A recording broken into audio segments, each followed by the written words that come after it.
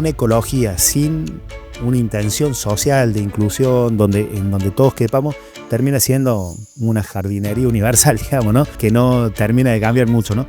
Yo sé que puedo separar el cartón porque sé que alguien se lo va a llevar y que con eso también va a tener para comer. Y ese alguien es el que pasa todos los días.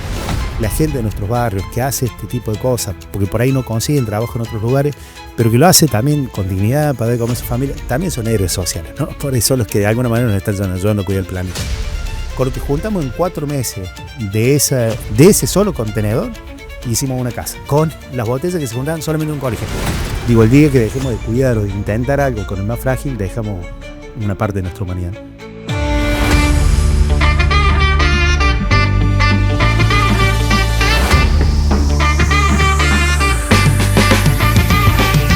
Hola, ¿cómo están? Bienvenidos. Esto es Hagamos Circular la Palabra. Hoy con un invitado bastante particular, al que creo le hace falta poca presentación, porque es como uno de los personajes de Córdoba, un tipo conocido, un tipo llano, al que van a encontrar generalmente laburando y fundamentalmente laburando por los que menos tienen. Nos acompaña hoy el padre Mariano Oberlin. Conoce a Mariano Oberlin, sacerdote y párroco de la parroquia Crucifixión del Señor. Acompaña día a día chicos con problemas de consumo, con mucha cercanía y corazón. Le apasionan los trabajos manuales, caminar, y es hincha de Boca y Talleres. Tímido de nacimiento, pero firme en su misión. Recomienda leer Las Venas Abiertas de América Latina, un cura de barrio que transforma vidas con fe y acción.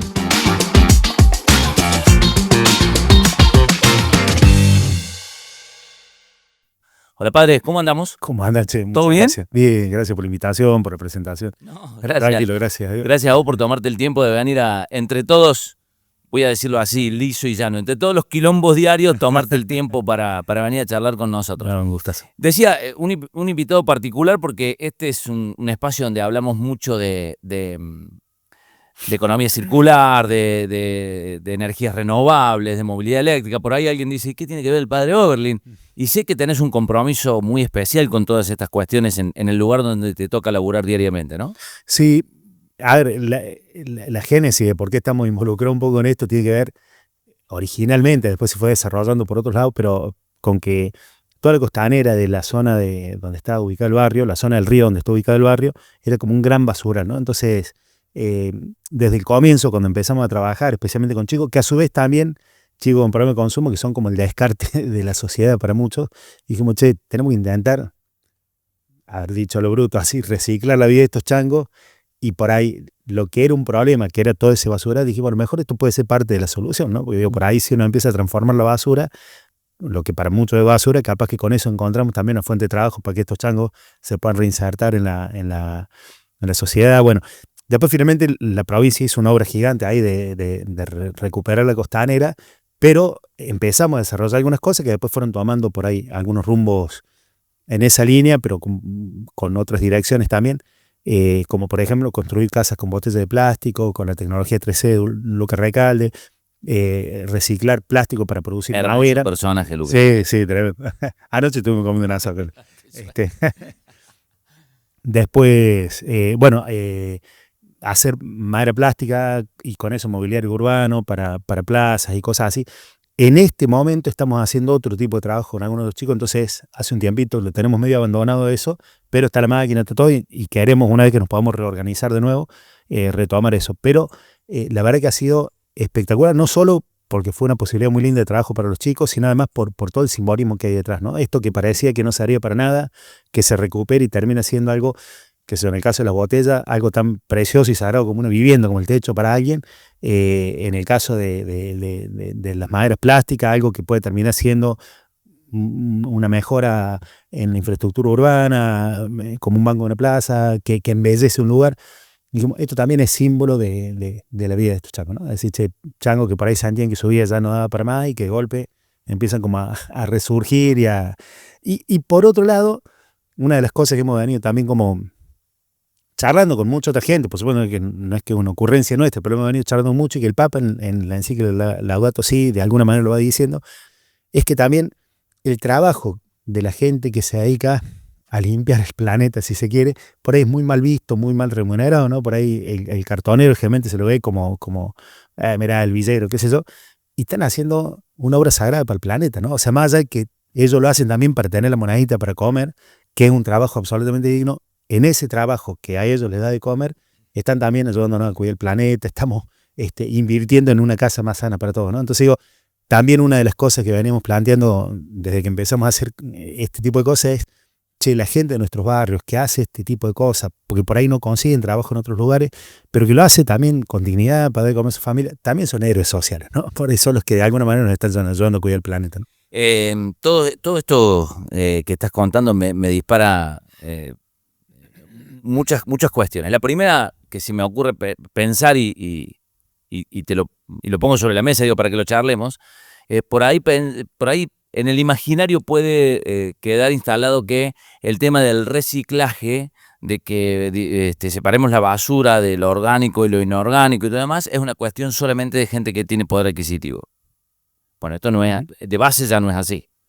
Y a ver, es cierto que por ahí, sí, a ver, yo trato de separar basura, tengo 2 o 3 tachitos para los distintos tipos de componentes, eso, por ahí en las casas más humildes no está la posibilidad por ahí de tener varios tachos, varias bolsas, sacar de manera, pero si no hubiera alguien que después pase, más allá de que por ahí hay ciertos servicios de recolección diferenciados, Sí. pero si no hubiera alguien que después aproveche eso que yo estoy separando, ¿para qué lo separaría? ¿Se entiende? O sea, entonces digo, yo sé que puedo separar el cartón porque sé que alguien se lo va a llevar y que con eso también va a tener para comer. Yo sé que puedo separar, o sea, las cosas que por ahí tienen algún valor, yo sé que las puedo separar porque a alguien eso le va a servir, ¿no? Y ese alguien es el que pasa todos los días, que a lo mejor quizás no le da la vida para hacerlo en su propia casa, pero que la hace en la casa de un montón de otra gente y va ayudando a cuidar el planeta en ese sentido, ¿no? Sí es cierto que a veces a ver, el Papa Francisco también lo dice ahí en Laudato Si, por ahí una ecología sin una intención social de inclusión, en donde todos quepamos, termina siendo una jardinería universal, digamos, ¿no? Que no termina de cambiar mucho, ¿no? Yo creo que la verdadera ecología, porque también, a ver, esto yo sé que a muchos le puede enojar, pero digo, hoy hay mucha sensibilidad con los animales, yo también la tengo, pero trato como de... Una vez me acuerdo que hubo una discusión entre la municipalidad y los carreros por alguna situación, no recuerdo bien ahora cuál era, porque hace muchos años. Entonces me invitaron a una agrupación a venir en protesta al centro, arriba de un carro. Cuando estábamos llegando ahí a la municipalidad, dando la vuelta por ahí, una señora, y yo venía con 4 niños y la mamá que era sola con 4 niños y que vivían de eso, ¿no? Entonces la señora le gritó, les insultó, qué sé yo, diciendo, ¿cómo van a tratar así a ese pobre animal? Yo decía, che, pero está bien, es un animal y merece todo el respeto del mundo como ser vivo, como animal, pero no está viendo que hay 4 niños que comen gracias a esto, ¿viste? Entonces digo, busquemos cuidar el animal, por supuesto, porque corresponde, porque merece, porque también eso nos hace humanos, pero sin, o sea, no puede ser que porque a vos te preocupa este animal, este chico se quede sin comer, busquemos una alternativa, busquemos una solución. Entonces digo, parece que una verdadera ecología tiene que buscar cuidar el planeta, respetar todos los seres vivientes que hay en este planeta, sean las plantas, los animales y por supuesto los seres humanos, pero tratando de que todos tengamos la posibilidad de una vida lo más digna posible, ¿no? A veces cuidamos más a los perros que a los humanos, ¿no? Tal cual. La gente adopta mucho más perros que seres humanos, de eso Sí, no tengo ninguna duda. eso es así, hoy por hoy sí. Bueno, hace un tiempo el Papa Francisco dijo por ahí, la gente prefiere tener un perro antes que un hijo. Bueno, salieron muchos medios a pegarle, a darle sin asco. No voy a dar una valoración sobre el hecho, pero creo que como constatación, como dato de la realidad, me parece que es absolutamente constatable. Recién te escuchaba y decías, todo esto que era basura empezó a ser quizás un objetivo o una forma de poder desarrollarse de algunos pibes que sentían que ya no tenía, que su vida no tenía más sentido. ¿Se puede? Sí. Se prenden, se puede, el trabajo da su fruto, es continuo. Lo digo y así crudamente, ¿no? Porque uno dice, estos tipos no tienen arreglo. No, yo he visto changos que están, o sea, vos te lo cruzabas en la calle y capaz que te cruzabas de vereda porque te da miedo y lo ves dentro del espacio y son chicos espectaculares, hermosos, ¿viste? A veces escuchar los chistes que hacen, decir, yo esos chistes los hacía cuando tenía 6, 8 años en la escuela primaria, ¿viste? Y te voy a decir, che, pero en el fondo te muestra que son chicos que por ahí han sufrido mucho en la infancia, no han tenido una infancia feliz, como que de golpe hoy empiezan a ejercer cosas que uno las pudo hacer en la infancia porque tuvo la oportunidad de hacerlo, ¿no? Entonces digo, por ahí se han criado en la calle, se han criado en situaciones muy dolorosas. Ahora hay chicos que por ahí te vienen a pedir ayuda por los padres, porque te dicen, yo ya no quiero vivir con mis padres, están todo el día drogados. Entonces, digo, hay muchas situaciones de dolor en muchos chicos que cuando logran revertir un poquito, salir, o sea, mientras no se da la oportunidad de hacer ese proceso, y probablemente sea muy difícil que cambien, pero cuando empiezan a revertir un poquito ciertos procesos, a sanar ciertas heridas, como que empiezan a hacer un camino mucho más lindo. En algunos casos, ese camino se hace mucho más rápido y más sostenible. En otros casos, cuesta mucho, por ahí tardan mucho en hacer ese proceso, por ahí hacen un poquito el proceso, se van, siguen echando moco, vuelven, se van. Capaz que en la vez número 10, ¿viste? O sea, hay chicos que han pasado un montón de veces por los espacios nuestros, y se están internados un par de meses, o 6 meses, o un año en algún caso, se van y a los 2 meses están de vuelta porque recayeron, porque volvieron a echar moco. Al principio eso a nosotros como que nos desanimaba mucho, para decir, loco, pero mira todo el proceso que hiciste. Y hoy hemos visto que hay chicos que han ido y vuelto 10 veces y capaz que en la vez número 11 terminan de enganchar y ya arrancan y se sostienen. Y en el peor de los casos, yo esto lo he dicho, el año pasado, en enero del año pasado, falleció mi hermano de cáncer. Y los últimos 6 meses fueron así como muy dolorosos, y especialmente los últimos 3 meses.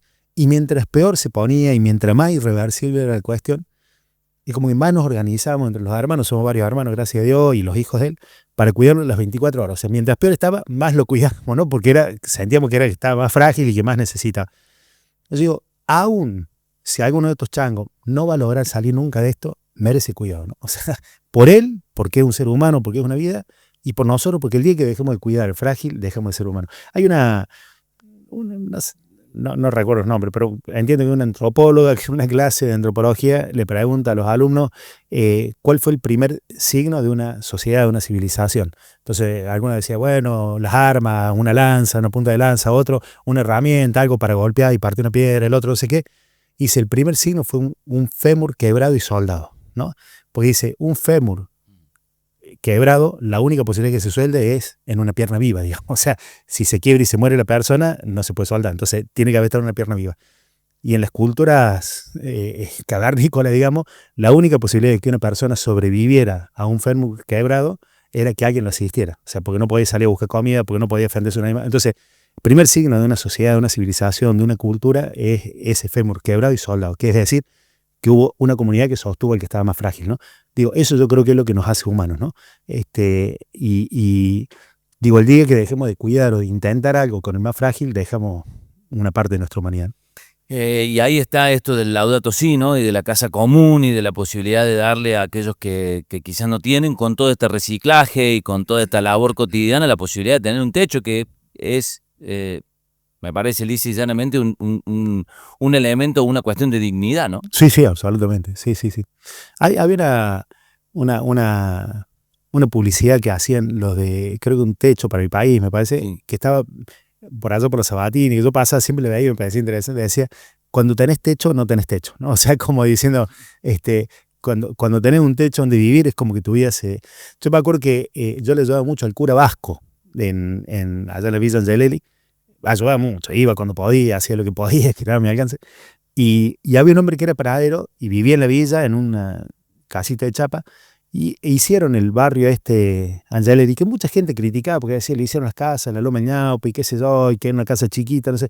Este hombre, yo lo fui a visitar después un par de veces, y empezó a crecer, era una casita con una habitación, como eran las casitas de los programas de vivienda, y él se hizo un saloncito al fondo, y yo me dice, a mí me cambió la vida, dice, porque además de que vivo mucho mejor en esta casita, yo ahora tener una casa en serio, con un galponcito, me permite vender un montón de otros lados. Yo antes le vendía pan a la gente de la vida, ¿no? Porque nadie venía a comprar el pan hecho en un rancho de lata, dice. Ahora que hay una casa, ya vendo en otros barrios, ¿no? Como que esto, ¿no? El tener un techo, o sea, cuando tenés techo, no tenés techo, ¿no? O sea, es como que se te abre un montón de posibilidades, ¿no? Y el trabajo de reciclar, digamos, todo un proceso que también genera, digamos, de alguna manera la posibilidad de tener un objetivo, de tener un trabajo, sí. Y que en definitiva también tiene que ver con la dignidad de quien se siente útil en la posibilidad de reciclar la botella para hacer el ladrillo plástico para poder hacer una casa. Uh-huh. Digo, en todo este proceso también está la dignificación de la persona, que no es un dato menor. Sí, yo, en primer lugar, la dignificación de quien puede tener su propio techo o porque se lo hizo con sus propios recursos, esto que por ahí para otros son un descarte, para alguien puede ser la posibilidad de estar de un techo, o porque, bueno, otra gente le ayuda a hacerlo, lo que sea. Y además nos dignifica al resto, ¿no? Porque, digo, esto que hubiera terminado contaminando el ambiente termina siendo, ¿no? Entonces digo, Claro. si entre todos cuidamos eso, si entre todos separamos, si entre todos nos preocupamos por estas cuestiones, digo, también nos dignificamos nosotros, ¿no? Porque nuestra casa se dignifica y porque nuestro accionar cotidiano empieza a tener también otra dimensión, ¿no? Y porque además tenemos que asumir una cosa, padre, que es una realidad. O sea, si no empezamos a cuidar el planeta, como lo sabe decir la secretaria de Ambiente, Tori Flores, que dice, no tenemos planeta B, no hay plan B. No hay plan B. Es tal cual. este o este, ¿no? O sea, por el momento, más allá de que se haya intentado ver si en Marte o si en otro espacio, ¿no? Acá lo único que tenemos es este planeta y sobre todo para los que estamos pensando, sobre todo los que tenemos hijos, que estamos pensando a ver qué mundo le vamos a dejar a nuestros hijos, digo, también tiene que haber un compromiso del cuidado del ambiente. Sí, había una publicidad también en esa línea que decía, de un colegio, habían visto en las Plazas de las Américas, decía, solo tenemos medio ambiente, el medio como, es decir, la mitad, digamos, Claro. solo tenemos medio ambiente, cuidémoslo, ¿no? O sea, y si seguimos explotando de la forma que explotamos el ambiente, si seguimos destruyendo y no reconstruimos nada, ya no nos va a quedar ni medio ambiente, ¿no? Entonces, por ahí es la posibilidad de sobrevivir también de este tiempo, como decía vos, que decía la Tori, no hay plan B, ¿no? Entonces o lo cuidamos o nos extinguimos. Y esto, me parece que también, volviendo a lo que hablábamos hace un rato, traspasa cualquier situación social. ¿Cómo lo ves? ¿Se prende el mensaje más allá de las cantidad de necesidades anteriores a ponerse a pensar en cuidar el ambiente, que quizás es una cosa para el que no tiene casa, el que no tiene trabajo, para el que está en situación de calle, para el que sufre adicción y todo lo demás? Cuidar el ambiente debe ser la prioridad 20, ¿no? Pero es un mensaje que prende cuando, qué sé yo, cuando personajes que tienen la llegada social que te toca tener a vos, es un mensaje que se desarrolla, que prende, Sí, yo creo que hay que ir buscando estrategia, ¿no? Pero yo creo que prende. La primera estrategia para mí es esencial, que lo decía al principio, es, che, tratemos de que esto que es un problema también sea una solución, ¿no? Entonces, porque si nosotros le cargamos más cosas a los que están todo el tiempo desesperados juntando la monedita para poder sobrevivir, y le decimos, además de todo lo que hace para sobrevivir, tenés que cuidar. Si nosotros decimos, che, en lugar de cargarle un peso más, le decimos, che, esto va a ser una solución para vos. Entonces, tráemela, yo te la compro, te la pago. Entonces, junta las botellitas y yo te las voy a pagar un poco más de lo que. O sea, digo, si logramos hacer un sistema de reciclado que además sea rentable, no solo para quien lo hace, sino, che, si vos me traes esta botella en Alemania, creo que le pagan no sé cuánto. He visto videitos, ¿viste? Lleva botellas descartadas a los supermercados y te pagan por eso, ¿viste? Entonces digo, si vos además le das una solución a la gente que todos los días la está remando con 80 cosas para poder sobrevivir, che, bueno, yo te sumo esto, pero a su vez esto va a ser un alivio para vos porque va a ser una monedita más. Entonces, buscarle la vuelta, eficientizar las cosas para que esto sea viable, me parece que es una de las cosas, ¿no?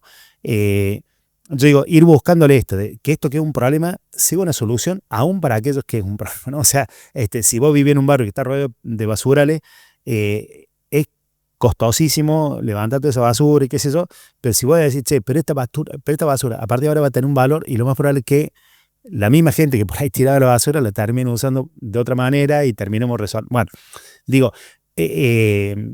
yo una vez había sacado una cuenta, después no lo pudimos hacer porque tuvimos nosotros problemas internos en la fundación, pero ¿cuánto costaba sacar la basura en contenedores de no es microbacteria, es mega basura que hay en el barrio, que es como una especie de centro de transferencia, pero bastante descuidado?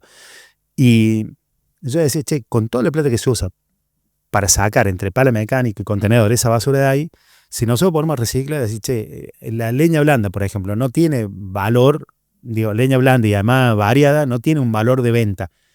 Pero hay gente en el barrio que no tiene para pagar el gas o la luz y que cocina leña hasta el día de hoy, ¿no? O que se calefacciona, o que tiene un calefón de leña y con eso se calienta el agua. Entonces decir, che, o hace pan en el horno de barro para vender. Bueno, no, si en lugar de pagar el contenedor ese, le pagamos a un chango que esté con la motosierra cortando los restos de poda y esos restos de poda se los dejamos a la gente para que lo use, te ahorras un montón de guita en ese contenedor que se fue, le pagas el sueldo a alguien y además le da la posibilidad de tener un insumo energético a alguien que de otra forma quizás no tiene. Tampoco le puede dejar medio árbol en la puerta de la gente esta que no tiene para cocinar, porque ¿qué hace con medio árbol si no tiene ni un hacha para cortarlo? ¿Se entiende? Entonces digo, pero si se busca cuando vos empezás a sumar y restar, muchas veces hay cosas que son mucho más viables de lo que por ahí parece, ¿no? De decir, che, si yo tengo que sacar esa leña para vender, es inviable, ¿no? Porque esa leña no tiene valor. No tiene valor comercial. Pero si yo comparo lo que cuesta sacarla de ahí y procesarla, al final capaz que me sale más barato procesarla y generar un insumo energético gratuito que pagar para que la saque. Entonces, es esto, ir buscando soluciones dentro del mismo problema en muchos casos, ¿no?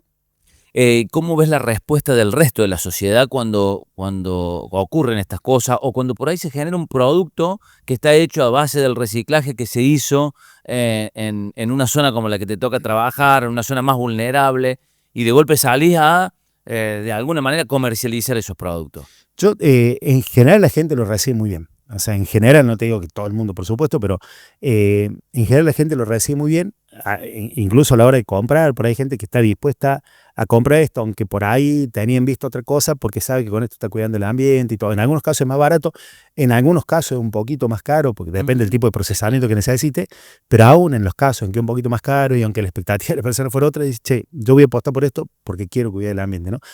Y una cosa que iba a decir recién y me olvidé, es que me parece que hay que apostar a los niños. O sea, me parece que o sea, los grandes por ahí ya venimos con un montón de usos y costumbres que por ahí cuesta un poco más cambiar. No es que es imposible, pero por ahí lleva un poquito más de tiempo, nos cuesta un poquito renunciar a ciertas cosas. Centrarnos de otra Sí, manera. exactamente.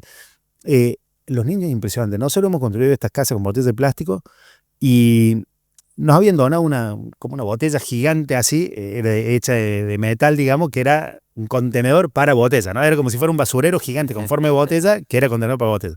Se lo llevamos a un colegio parroquial de Barrio de Flores, que mi hermana es directora, y me dice, bueno, tráelo acá, qué es eso. Entonces dimos charla a los chicos, ¿no? En el secundario se juntó bastante. En el primario, mucho más. En el jardín, impresionante. Con lo que juntamos en 4 meses de ese solo contenedor, hicimos una casa, ¿no? O sea, en 4 meses, de un contenedor en un colegio, hay más de 1.500, 2.000 escuelas en Córdoba. O sea, imagínate, podríamos hacer 3 casas por año por colegio, por 2.000, 6.000 casas por año, con las botellas que se juntaban solamente en un colegio. Y la duda que hay, primero, prácticamente el 90% de la población tiene alguien que está vinculado con la educación formal, ¿no? O sea, un hijo, un nieto, Sí, claro, sí. el hermano, o sea, la mayoría tenemos a alguien vinculado. Entonces, che, ya encontrás un canal fácil, ¿no? Lo lleva el chico al colegio y le mandan una bolsita con 2 o 3 botellitas, y entonces no hace falta hacer tanto lío de separar tanto y hacer un sistema de recolección, sino que va concentrado al colegio y ahí ya tenés mucho más fácil la logística, que es una de las cosas más caras, ¿no? Y por otro lado, esto que decía, por ahí los adolescentes, los chicos del colegio secundario, si se tomaban una gaseosa en el colegio, iban y dejaban, pero no traían de la casa la mayoría, salvo algunos muy especiales. Los del primario, por ahí, además de que tiraban lo que consumían en el cole, por ahí algo traían.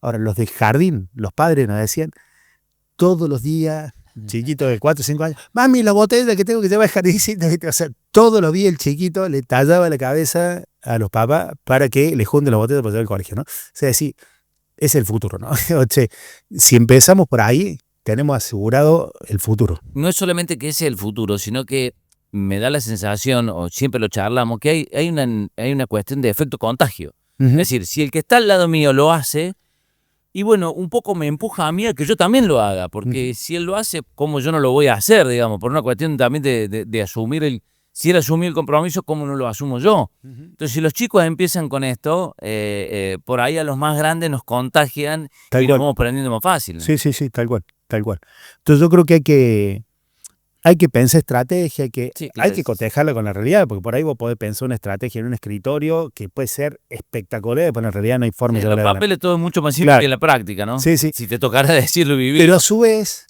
a veces en la práctica, o sea, en los papeles es más simple, porque vos lo que pensás no siempre está cotejado en la realidad. Entonces se te puede ocurrir todos los programas que vos quieras. Ahora, cuando vos estás en la cotidiana, al principio por ahí te parece que es inviable, que es imposible, pero cuando empiezan a salir las cosas te das cuenta, che, pero no era tan complicado como parecía, ¿no? O sea, con el dato de la realidad, ¿no? Entonces parece una contradicción, pero digo, en los papeles es fácil armar megaproyectos que después por ahí en la práctica es imposible llevar adelante. Ahora, en la práctica, decir, che, cuando vos viste que los chicos de jardín se contagiaron, que le tallaban la cabeza a los padres para que todos los días les junten la botellita, decís, es por ahí el camino, no es tan difícil, ¿viste? O sea, ya lo tenés hecho, ¿me entendés? Porque los chicos solos lo hacen. Te quiero preguntar esto, a ver, ¿cómo ves el papel de la iglesia en todo esto? Más allá de tu trabajo particular, sino la iglesia como institución en esta cuestión. Pues yo creo que el Papa Francisco ha dado un giro, no sé si copernicano, pero digo, ha dado un giro impresionante en la iglesia, ¿no? Generó muchas contradicciones, mucha controversia, muchas reacciones de parte de muchos dentro de la iglesia, pero ha dado un giro y me parece que no hay forma de volverse atrás. Y en este tema particular, con Laudato Si, con muchas de las declaraciones que él ha hecho, hacia adentro de la iglesia ha generado todo un montón hasta diría de corriente, ¿no? Hoy hay un montón de grupos que se llaman Laudato Si, Papa Francisco, el legado de Francisco, o sea, hay un montón de grupos que intentan sostener sus palabras, pero además, estamos hablando a ver, más allá de la religión que cada quien profese, creo que nadie discute que el Papa, por lo menos Francisco, además, ha sido quizá uno de los referentes más importantes del mundo, ¿no? O sea, más escuchado, era noticia en los diarios de todo el mundo prácticamente todos los días, ¿viste? Entonces, me parece que ha generado como un cambio de paradigma en muchas cosas.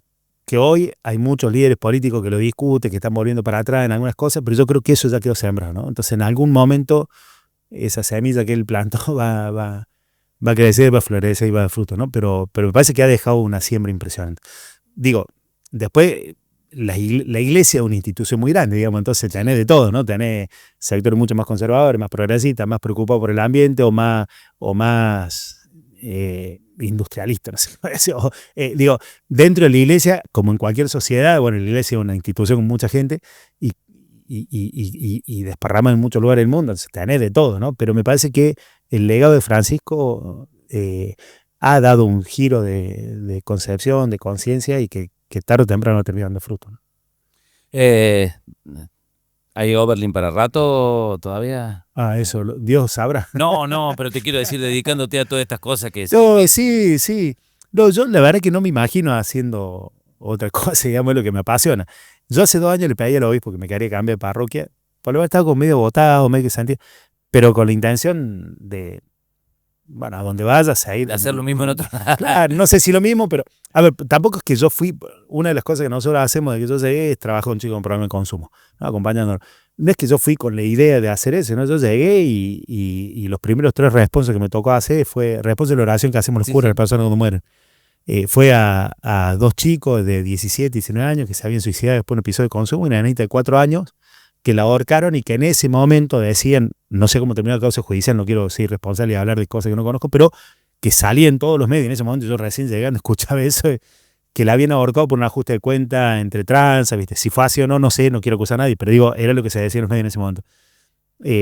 Y la verdad que la primera reacción fue, rajemos de acá, pero después con la gente que consume, dije, bueno, intentemos algo. Y empezamos a lograr con esto, ¿no? Entonces digo, cuando yo le pedí al obispo cambio, digo, quiero seguir trabajando con lo social, no sé qué me deparará el destino, no sé si el día de mañana será también con chicos con problemas de consumo, si será con, no sé, con lo que sea, pero sí con una intencionalidad social que de alguna manera le heredó a mi familia, ¿viste? Mi viejo es desaparecido en la época del proceso, mi vieja fue una referente social en mi barrio, entonces por ahí lo siento como yo digo siempre así, un bendito mandato familiar, ¿viste? Por ahí se suele hablar del mandato familiar como algo que te hostiga, que no te deja ser pleno, feliz, ¿viste? Yo digo bendito mandato familiar porque así es la fuente de mi felicidad, digamos. Entonces digo, no sé cómo, no sé si será en esta parroquia, que hoy me imagino que sigo ahí, pero, o sea, hoy sigo, pero además me imagino seguir por muchos años, salvo que el obispo diga otra cosa. Entonces digo, si es ahí en esta parroquia, si es en otro lado, si es haciendo esto mismo o haciendo otra cosa, sí me imagino trabajando por los más frágiles en la medida de lo posible. Debe ser de los, hagamos circular la palabra, más largo que hemos hecho. Che, perdón que yo me cuelgo. No, al revés, y ya te digo como te lo aviso que te vamos a sentar de nuevo acá, o que vamos a ir a visitarlo para allá, o que vamos a ir. De verdad, mil gracias por el tiempo, por la charla, por lo fluido, por todo lo que nos has contado. Gracias. Muchas gracias. Bueno, perdón la verborragia, la verdad que un gustazo. Cuando uno se siente cómodo también fluye. Gracias, padre. Gracias por esto y por todo lo que haces. Muchas gracias, igualmente. Ahí estaba el padre Mariano Oberlin, que como decíamos al principio, se ha convertido en un personaje de Córdoba que seguramente tendrá su capítulo en la historia de nuestra querida ciudad y nuestra querida provincia. Nos vemos en la próxima en esto que es Hagamos Circular la Palabra. Gracias.